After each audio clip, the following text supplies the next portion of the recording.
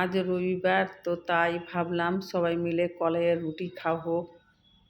কারণ টাইমের কোনো তো বাধা ধরা নেই আজকে দিনে। তো সেই জন্যে কলাইয়ের রুটি মাটির চুলায় আর ট্র্যাডিশনালভাবেই রান্না করে খাবো। আর তার সঙ্গে বেগুনের ভর্তা আর ধনেপাতা চাটনি। বেগুনে ভর্তা করার জন্য আমি একটু কাঁচা লঙ্কা রসুন তার মধ্যে ভরে দিয়েছি, দিয়ে এটা গ্যাসেই করব আর রুটিটা মাটির চুলায় করব। তোমরা দেখো ভিডিওটা কিভাবে করছি আমরা সবাই মিলে।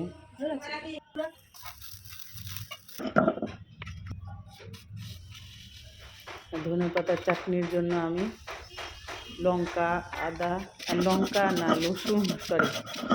রসুন আর কাঁচা লবণ শিলটিতেই পিষে নিয়েছি। শিলটিতে ধনেপাতার খুব সুন্দর টেস্ট লাগে সরষের তেল সঙ্গে।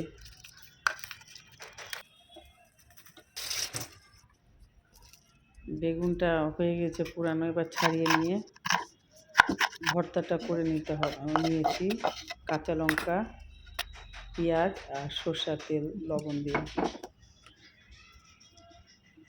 এগুলো দুটোকে আগে রেডি করে নিয়েছি। এবার আমরা কলাইয়ের রুটি করব, তার জন্য এটা চুলাটা অনেক দিনের। খড়ির চুলাটাতে মাঝে মধ্যে আমি এভাবে রান্না করি।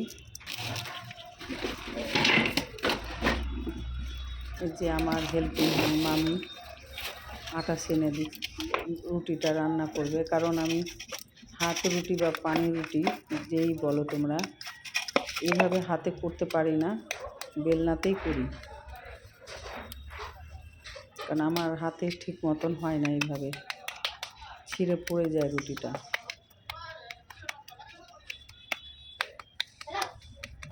সেজন্য মামিকে লাগিয়েছি এই কাজে। আমার মা খুব সুন্দর রুটি করতেন, তো তিনি এখন বেঁচে নেই, সেজন্য আমাদের এখন এভাবে খাওয়া হয় না।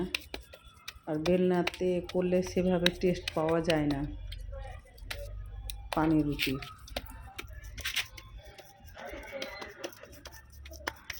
পুরোনো দিনের কথা এভাবে করতে গিয়ে মনে পড়ছে খুব। এগুলো তো সব স্মৃতিতেই থেকে গেছে এখন।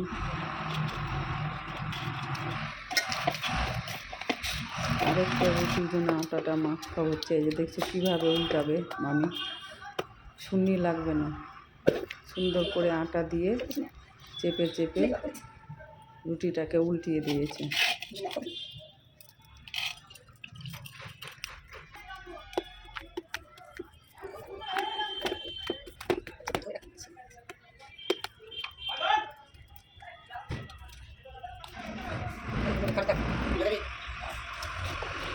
খড়িতে এইভাবে পানি রুটি করলে খুব টেস্ট লাগে। আর মাটির খোলাতে আরেকটা রুটির জন্য তৈরি করে নিচ্ছে লইটাকে।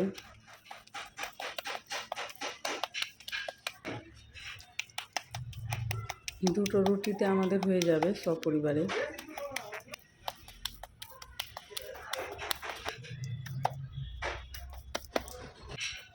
রুটিটা অলরেডি হয়ে গেছে, নামিয়ে নিল। আর একটা রুটি দিয়ে দিল খোলাতে।